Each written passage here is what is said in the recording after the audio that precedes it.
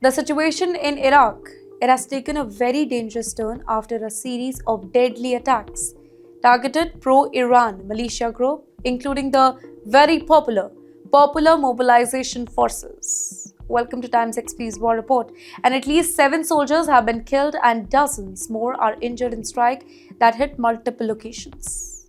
This is raising fear of wider regional escalation now.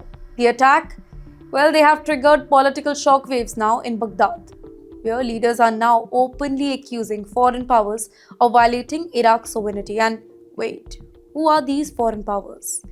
Is it the US? In the meantime, Iraq's Prime Minister Mohammad Shia al-Sudani, he has responded very sharply to these developments. And he has also flagged the US envoy in Baghdad for urgent discussion. In fact, he condemned the strikes as a serious breach of national sovereignty and warned that continued attacks, it could force Iraq to take further actions. Well, if we talk about Iraqi government, then they have now instructed security agencies to closely monitor the whole situation as tension rise across multiple provinces.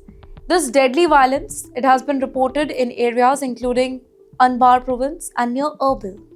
By the way, these are the provinces where military sites are linked to allied armed groups that were stuck. While Iraqi officials, they blame the attacks on external actors, here Kurdish officials, they are in the north, they have separately accused Iran of carrying out missile strikes in their territory, adding another layer of complexity to an already very fragile situation. Well, this overlapping accusations, they have caused deeper confusion over who really is responsible for this escalating violence. In the meantime, the Iraqi National Security Council have described these attacks as an act of aggression. Moreover, they have announced plans to file a formal complaint with the United Nations Security Council.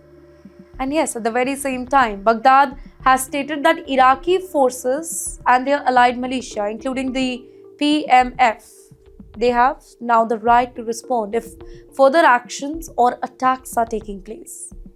Ladies and gentlemen, this declaration, it alone has raised concern that retaliation, it could quickly spiral into a wider regional confrontation involving the US, Iran, and Israel.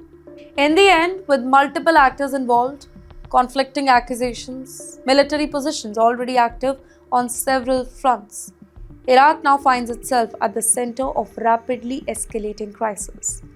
Definitely, what began as localized strike, it is now threatening to expand into a wider conflict, and that too with unpredictable consequences for the entire Middle East.